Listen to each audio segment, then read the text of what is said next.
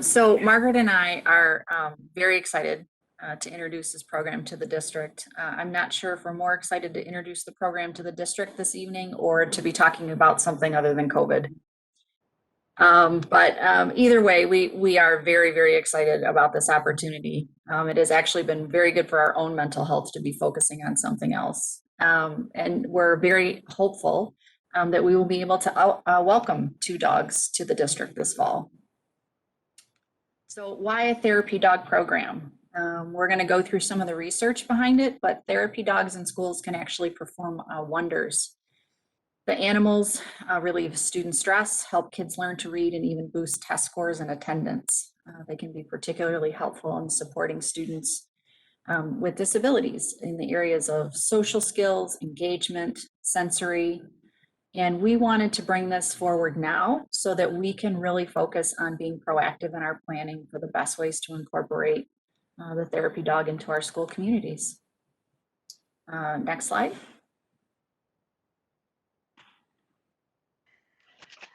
So there are lots of good reasons to have therapy dogs, as Jen started to talk about, and there's a lot of research to support doing this for our schools. And obviously we have a strong commitment to the mental health of our students and social emotional wellness.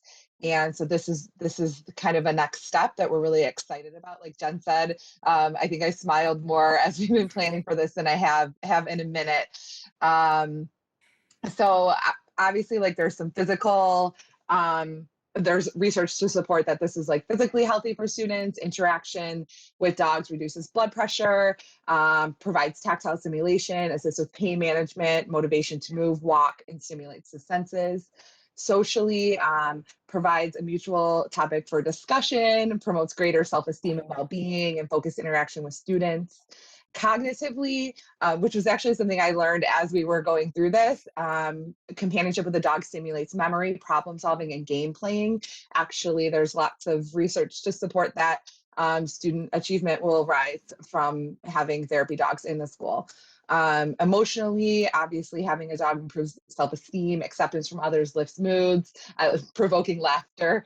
Environmentally, a dog in a facility decreases the feeling of a sterile environment, lifts moods, and this continues after the visit.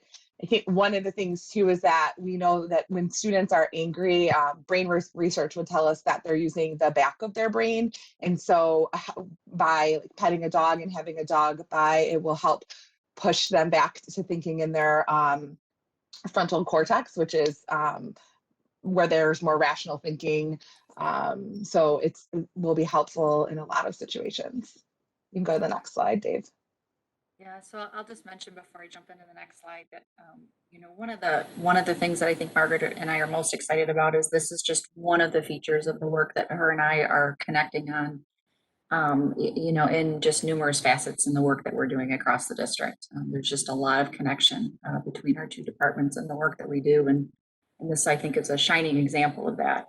And Margaret and I had way too much fun putting this presentation together and going through and seeing some of the pictures online of seeing how happy not just the students were, but the staff were in interacting, engaging with the therapy dogs. And so there's always the question of cost.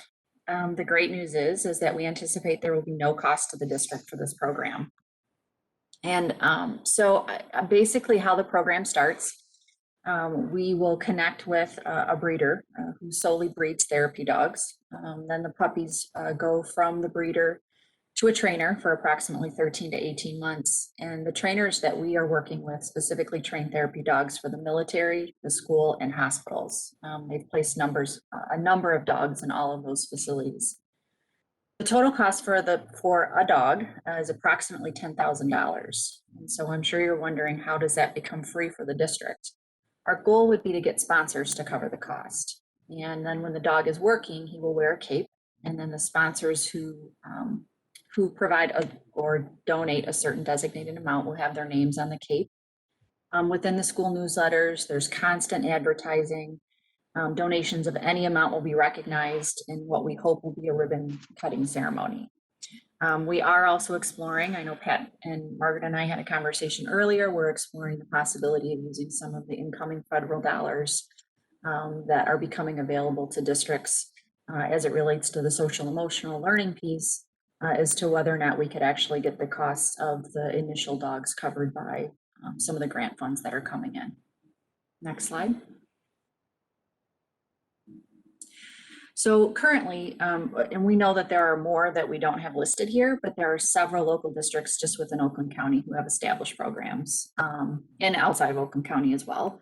Brighton is probably the most established. They've actually been operating a dog therapy program in their district for over 10 years.